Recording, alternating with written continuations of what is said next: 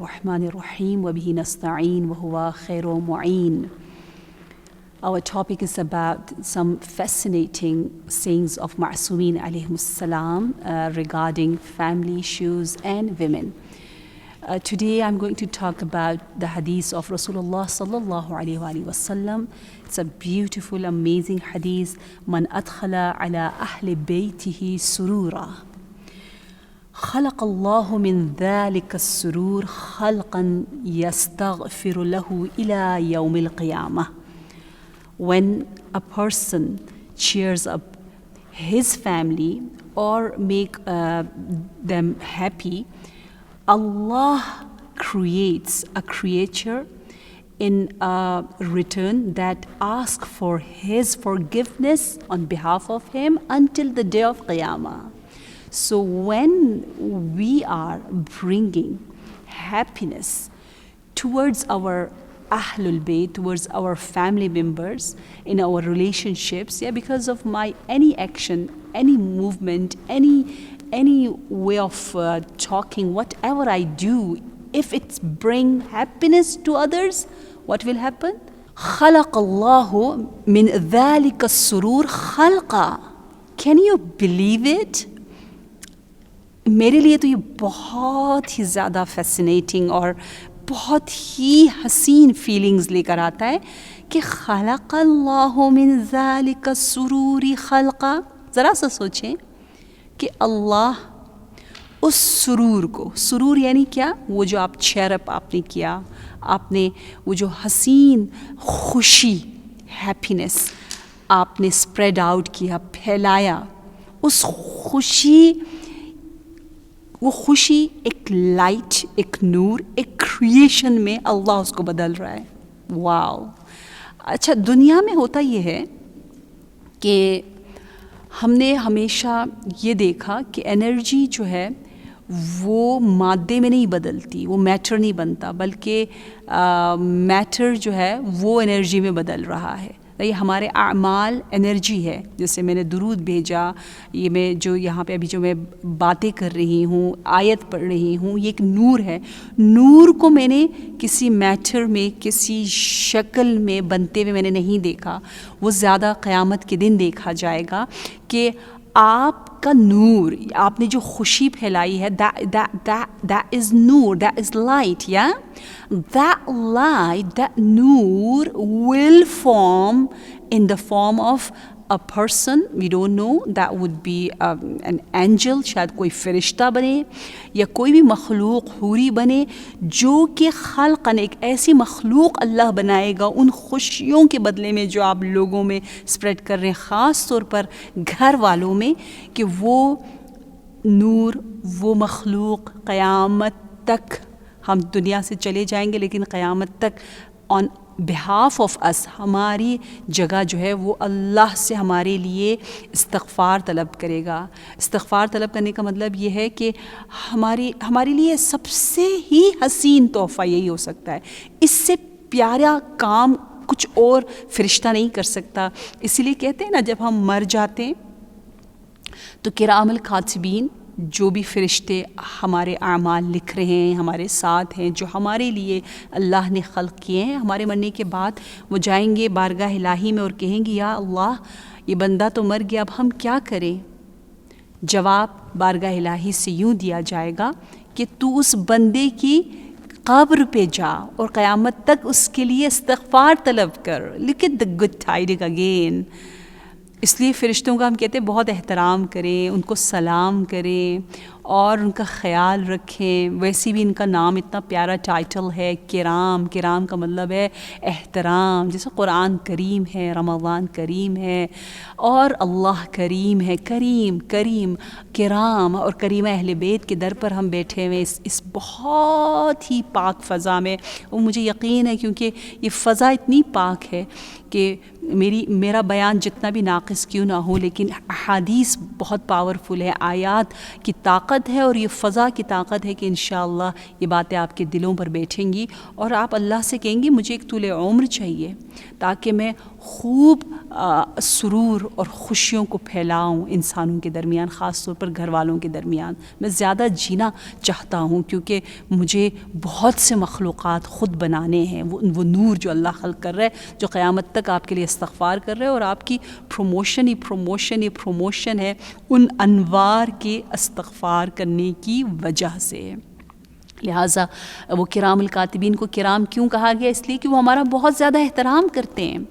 وہ اتنا ہمارا احترام کرتے ہیں کہ جب جاتے ہیں بارگاہ الہی میں اور اللہ پوچھتا ہے کہ میرے بندے نے کیا خطا کی، تو وہ بولتے بھی نہیں ہیں، بتاتے بھی نہیں ہیں، شرماتے ہیں، سر جھکائے رکھتے ہیں. اور اللہ کہتا ہے ارفع رأسک، اپنے سر کو اٹھاؤ، بتاؤ میرے بندے نے کیا کیا.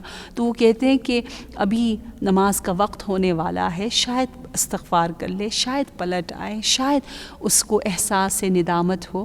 تو لہٰذا جو احترام اللہ ہمارا کر رہا ہے، اللہ نے بھی کہا انا کرمنا بنی آدم، میں نے بنی آدم کو بہت عزت دی ہے. اس کے سر پہ تاج بندگی، تاج خلافت، تاج روح اللہ، اتنی عظیم ٹائٹلز کو دیے ہیں. نمبر 1.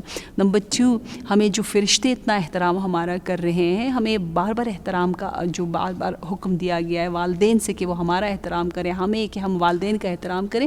تو انشاءاللہ ہم فرشتوں کا احترام کریں، ان پر سلام بھیجیں، ان کا خیال رکھیں، انہیں اذیت نہ دیں اپنے گناہوں کے ذریعے. کیونکہ جب ہم جھوٹ بولتے ہیں نا، یا لڑتے ہیں نا، یا جھگڑتے ہیں، اگر میرے بچے یہ باتیں سن رہے ہیں، اگر وہ زور سے بولتے ہیں، یا اگر کپلز یہ باتیں سن رہے ہیں، حدیث میں ہے کہ جب میاں بیوی لڑ رہے ہوتے ہیں تو گھر کے کونوں میں جو شیاطین ہوتے ہیں وہ تالیاں بجا رہے ہوتے ہیں، خوش ہوتے ہیں کہ او یہ لوگ لڑ پڑے ہیں، کیونکہ بدبو آتی ہے تو شیاطین کی خوشی اور سرور کا وقت ہوتا ہے، اور فرشتے اذیت ہوتے ہیں، بہت زیادہ انہیں دکھ ہوتا ہے.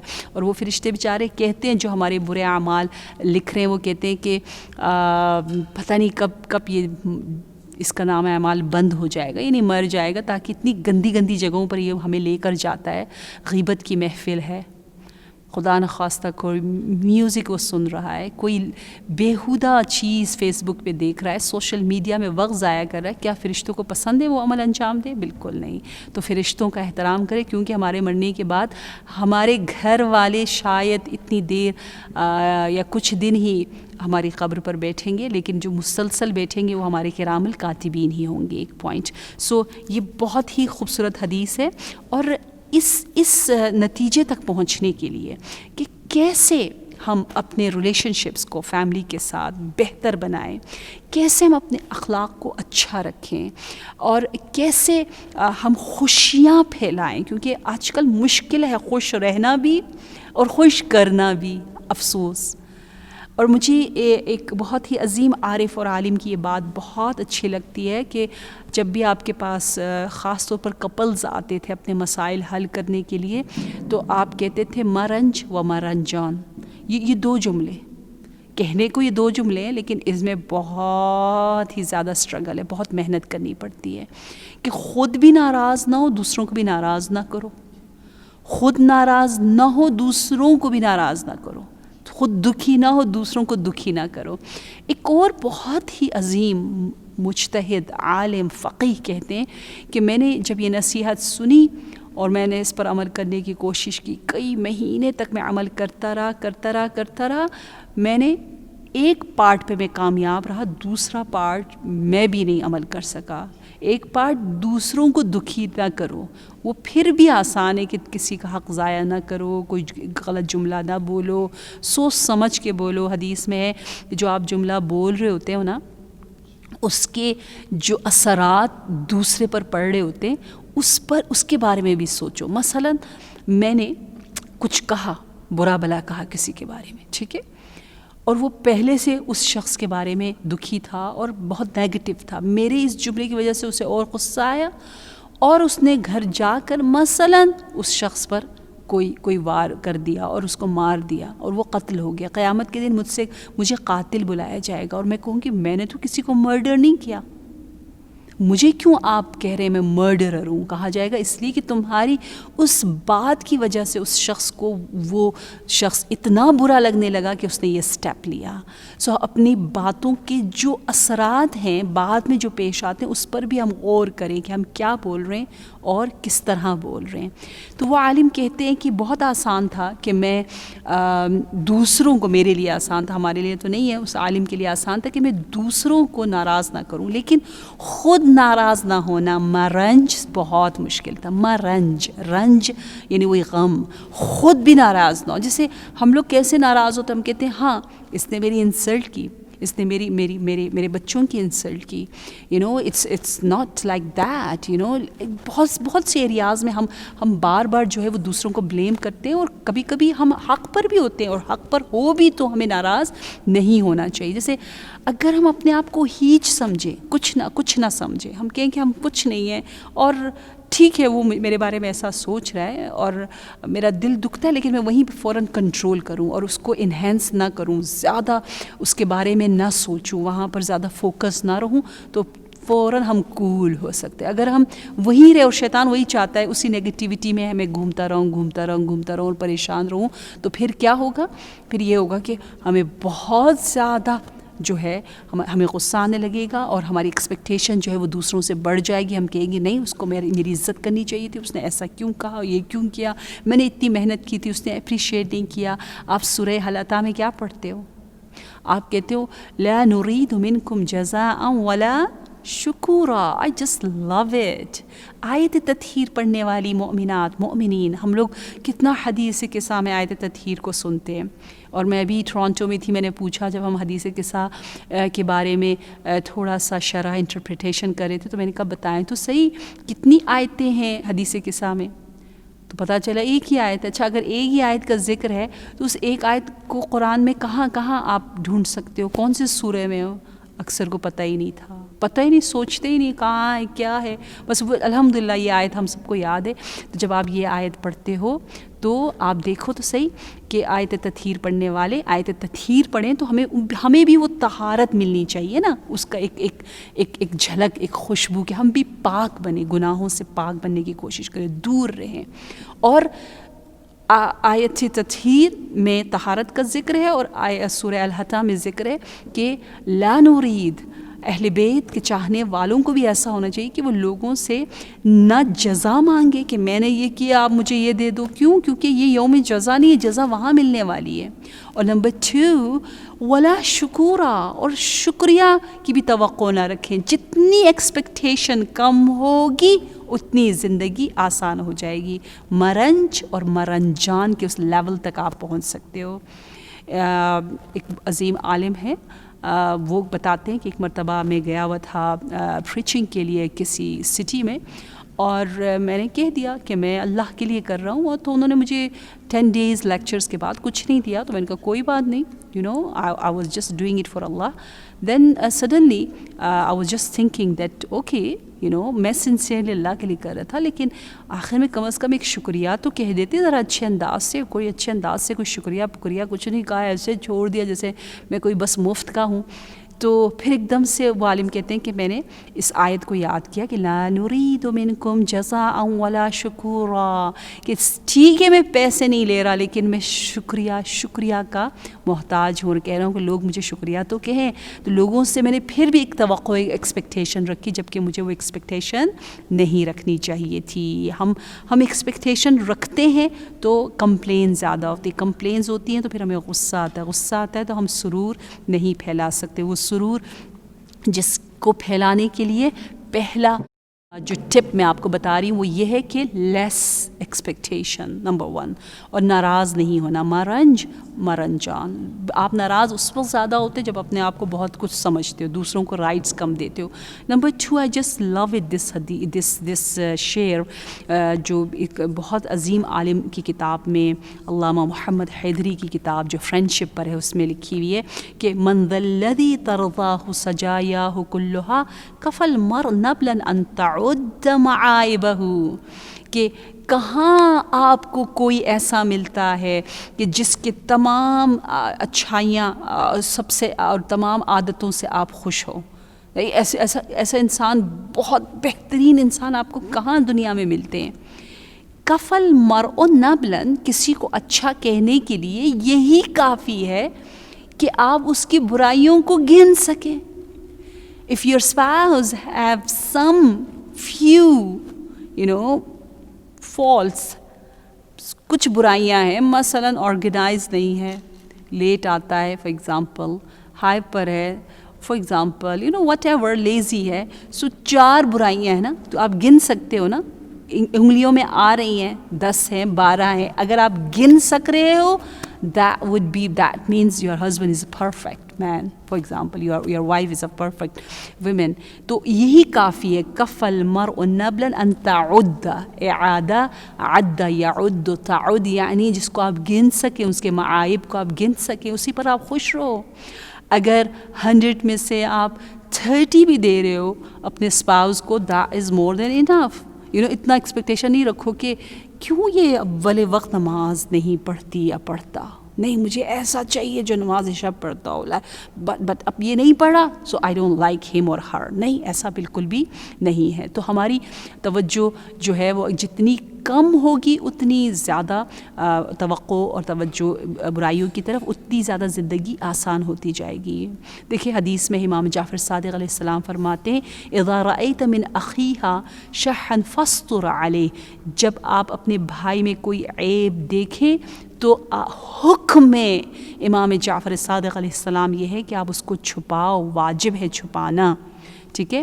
اور یہاں تک کہ روایتوں میں آیا ہوا ہے، جیسے قرآن میں بھی سورہ رعد میں ہے یدرؤون بالحسنۃ السیئہ. دیکھیں ریلیشن شپس میں کہا ہے کہ برائیوں کو اچھائیوں کے ذریعے دور کرو. ہم کیا کرتے ہیں؟ ہم تو کبھی اچھائیوں کو برائیوں کے ذریعے دور کرتے، جبکہ برائیوں کو، جب کوئی برا کر رہا ہے آپ کو، کیسے اس کو برائی کو ہم دور کریں، برائی کا ریاکشن کیسا کریں؟ ریاکشن اچھائی سے کریں. کیوں ہم اچھائی سے کریں؟ ہم تو ایسے کہتے ہیں نا، ہم پاگل ہو گئے، ہم پہ ظلم ہوتا جا رہا ہے، ہمیں نہیں کہا گیا مظلوم بنو، یہ وہ. سو مظلوم نہ بنو. یقیناً اسلام کی شریعت پر اگر حملہ ہو رہا ہے وہاں پر آپ ریاکشن لو، اور ایک ایسی چیز پر اگر بہت زیادہ ظلم ہو رہا ہے جس کی وجہ سے برائیاں پھیل رہی ہیں، آپ ریاکشن لو. لیکن یہاں بتایا جا رہا ہے کہ آپ نے جو ہے وہ برائی کوئی آپ کے ساتھ کرتا ہے تو اس کا جواب جو ہے وہ اچھائی کے ذریعے ہی دینا ہے. دیکھیں مجھے یہ ٹیکنیکس اسلام میں اتنی فیسینیٹنگ لگتی ہیں، اتنی اچھی اور اتنی سیٹل پوائنٹس ہیں کہ امام علی علیہ السلام فرماتے ہیں عاتب اخاک بالاحسان الیہ. کوئی آپ کے ساتھ برائی کرے تو اس برائی کی سزا آپ اچھائی کر کے دو. سزا ہے وہ بھی. کیسے سزا ہے؟ کہ وہ گلٹ فیل کرے گا، وہ شرمندہ ہوگا. گھر میں بھی بچوں میں بتایا گیا ہے کہ جب کوئی اچھا کام کرے تو اس کی اتنی تعریف کرو اور اس کو اتنی عزت اور احترام دو کہ جس نے مثلاً وہ اچھا کام نہیں کیا، نماز نہیں پڑھی، تو وہ خود بخود گلٹی فیل کرے، وہ فیل کرے گا. انڈائریکٹ میسج آ گیا نا. ڈائریکٹلی آپ کو اجازت نہیں ہے کسی کی انسلٹ کرنے کی. ٹھیک ہے. عاتب اخاک بالاحسان الیہ، اس کو لکھ لیجئے اپنے دل و دماغ میں. عاتب اخاک، یہ تو اخاک کے لیے. تو اسپاؤزز میں تو اور زیادہ احترام ہے کہ جب آپ کا اسپاؤز آپ کے ساتھ برا کر رہا ہے تو آپ اچھائی کے ذریعے اس کو شرمندہ کرو، اس کی سرزنش کرو، اور کیا کرو؟ اور لطف و کرم کے ذریعے اس کے شر کو دور کرو. اگر آپ اس کے شر سے دور رہنا چاہتے ہو تو بہترین طریقہ جو ہے وہ لطف و کرم ہے، وہ حسنہ ہے، جس کی طرف سورہ رعد نے بھی ہمیں حکم دیا. انشاءاللہ کہ ہم تعلیمات اہل بیت علیہ السلام سے اپنی زندگیوں کو منور، حسین اور آسان بنائیں. میں بار بار بتا رہی ہوں کہ دین زندگیوں کو آسان بنانے کے لیے، کمفرٹ کے لیے آیا ہے، نہ کہ اور زیادہ مشکلات اور زیادہ اسٹرگل لے کر آئے. نہیں، دین مشکلات کا نام اس اینگل میں نہیں ہے. ہم جو ہے ہو سکتا ہے وہ پین، وہ درد ہمیں ملے لیکن ہم سفر نہیں کرتے، ہمیں اس میں لذت کا احساس ہوتا ہے. اسی دعا کے ساتھ کہ پروردگار عالم ہماری زندگیوں کو منور کرے اہل بیت کی تعلیمات سے، وہ بھی اتنی پاک جگہ پر میں آپ لوگوں کے لیے دعا گو ہوں اور آپ سب کی ریپرزینٹیو بن کر آپ کی طرف سے آپ کے بہاف سے انشاءاللہ حضرت معصومہ قوم کریم اہل بیت کی میں زیارت کروں گی. یہ میرا وعدہ ہے اور آپ بھی اپنی دعاؤں میں مجھے یاد رکھیے گا. السلام علیکم ورحمۃ اللہ وبرکاتہ.